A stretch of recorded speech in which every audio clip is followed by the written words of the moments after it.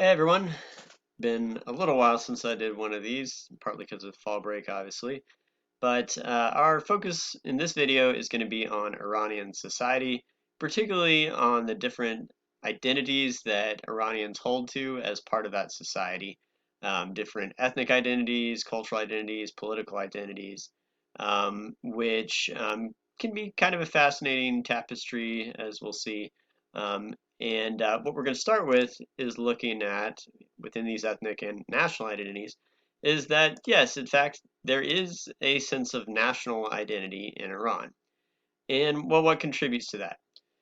First of all, Iranians are Shia, which, as I've said before, Shia Muslims make up a smaller percentage of the Islamic world as a whole, only around 10 to 12%, maybe 15 max. Um, Whereas Sunni Muslims are in the 80%, so 80, 85%. And so obviously Shia are a distinct minority, but within Iran, they're very much the large majority. Over 99% of Iranians are at least stated Shia Muslims. Now, there are talks that the Christian church is actually kind of growing by leaps and bounds in Iran right now. And so maybe those numbers have shifted in recent times. But in terms of our demographic data, we know still very heavily Shia Muslim. It is also Persian. So although Muslim, it's not an Arab country. Uh, Iranians are proudly Persian. They don't speak Arabic, they speak Persian, which is also called Farsi. And this can be a little confusing because Persian is also considered to be an ethnicity, and not all Iranians are the Persian ethnicity. It is the majority, and yet not all are that ethnic, that ethnicity. So I mean, you guys can understand this, of course. In Spain, you have the Spanish people and then the Spanish language as well. But you could be a Colombian living there, and Spanish would be your language, but you wouldn't be a Spanish person, right? So, in any case, okay. As I said, there is nationalism in Iran, and what's interesting though is in terms of how that nationalism is sort of formed, what it's built on, it largely is built on older symbols, on these Zoroastrian symbols. So uh, things that people like to identify with that don't actually represent their own religion. But what it does do is it represents that Iran has been around for a long time, that a time dating even before Islam, so before this kind of outside Muslim force came in, that they were already a people for thousands of years before then. And so Iranians will take these symbols and kind of incorporate them into their belief system, such that they then say that they have this sort of Iranian Islam. And this is interesting because then that idea goes against the idea of the faith of Islam as being a universal set of values that transcends national identities. So instead, they say we have crafted this unique form of Islam, this Iranian Islam, and that helps prop up their nationalism. And in fact, not that long ago, there was a war between Iran and Iraq where nationalism really came into play. And they fought pretty hard. A lot of people died, and the Iranian nationalism helped support their cause in fighting against Iraq. Okay, so and by the way, that war ended in a ceasefire. Okay, as we were seeing, the uh, Iran has succeeded in forging this kind of national identity, but it is not homogenous, and that fact does tend to kind of challenge this ability for Iran to function in a united fashion. Because you have, in particular, these smaller ethnic minorities, which are still pretty substantial in their size. We're talking about millions of people, but they just aren't that large relative to the overall population. So that said, the Azeri make up 16% of the country, so it's sizable. And they are Shiite nonetheless, and they are Shiite or Shia, same thing. And their language primarily would be Turkish. Now, what makes the Azeri interesting is that they have sort of ethnic brethren in the country of Azerbaijan. You can hear it there, right? Azerbaijan. And so there's always the worry among the Iranian government or within it that these Azeri are going to kind of send their loyalty over toward Azerbaijan and people who are more like them and yeah, ethnically similar. And so they have protested discrimination, feeling discriminated against as a minority group. But really, this group hasn't actually been the source of all that much tension with the Iranian government. It hasn't been as complicated a relationship as with our next group, which are the Kurds. Now, the Kurds make up 10% of the country, so it's a smaller group, but they have been more violent and yeah, vocal in their opposition to the national Iranian government.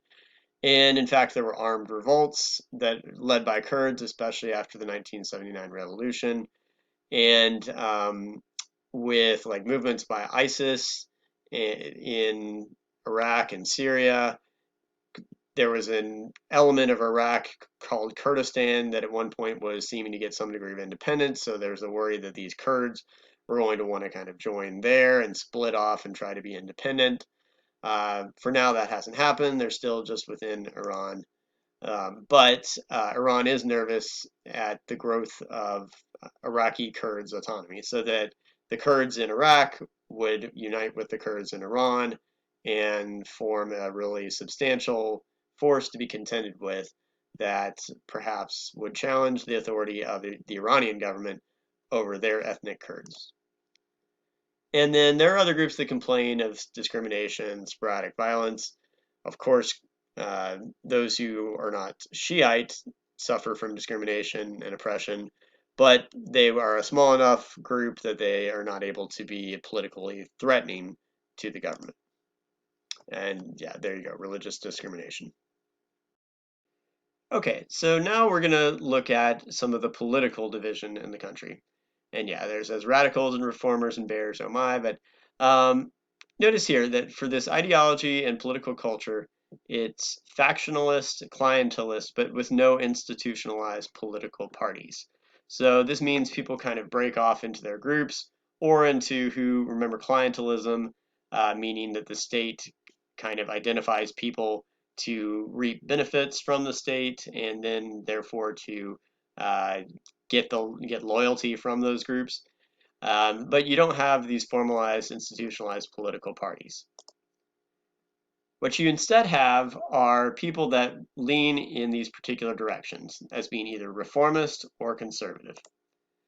So, reformists, what do they want?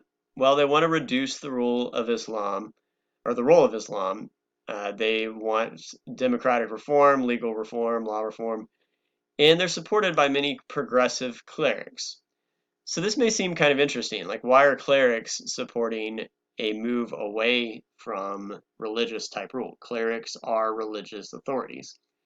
Well, the reason is they support this idea called the quietist vision. And you'll want to make a note of that. Because the quietist vision, if you think about quiet, it means kind of stillness, right? That things haven't reached where the energy level that it ought to happen. So it's kind of a vision of sitting back. And this is because they say, well, our figure, the Mahdi, which is this kind of messianic figure that is supposed to emerge at the end of time, unlike the Messiah, they don't believe he's, in Christianity, they don't believe he's up in heaven. They believe he's actually hidden away somewhere, just kind of waiting to come back, where he's been for hundreds of years.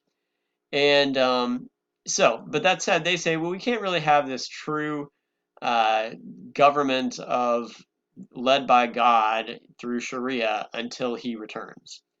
So they say, for now, we need to carve this kind of middle path because if we try to rule according to Sharia, we're going to do it wrong. It would corrupt the faith, and then faith is being misused. So they instead say, yeah, that the faith can influence the social and spiritual values, but not be directly political. We shouldn't be attempting to rule according to Sharia law. Okay, so on the flip side, from reformists, you have conservatives, who are also called principalists. And conservatives, they support this idea or this principle called velayat e faqih. I'm not too worried about the pronunciation. To me, that's a straightforward English pronunciation of the concept, velayat e faqih. And you should have run across this term in your reading, but just to emphasize, velayat e faqih means rule by a clerical government order, and rule according to Islamic law, which is derived from the Quran. So they say we should be doing this now. They oppose democratization and believe that if we actually attempt as a society, and I know I've been saying we, but I mean, of course, Iran, um, if Iran is able to put these principles into place, live by them, then in fact they might be able to hasten the return of the Mahdi, which is Mahdi. And so they say faith is a central institution. It guides us to God's intent, and so therefore our laws should correspond to that. This group has quite a bit of power because they are supported by the Revolutionary Guard. Guard believes in those principles. That said, there has been division within the conservatives, largely on the grounds of is sort of our main objective to achieve right now. And going back to the early years of the Iranian Revolution, there's a large schism, which means a division, between those who believe that the main thrust of this revolution was bringing moral order and a people more in line with God's commands and living righteously according to what Sharia law would say, and those who were saying no, this revolution was supposed to be more about economic justice and helping the poor and that kind of thing. The supreme leader Khomeini was in favor, at least promoted, both of these ideas. So then, especially when he died, people are left kind of going, well, what was really the main point of that revolution?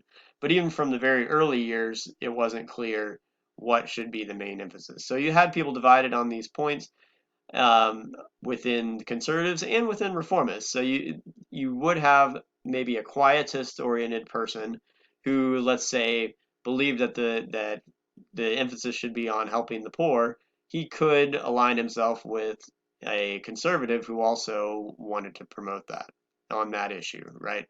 But anyway, these are how things are normally divided.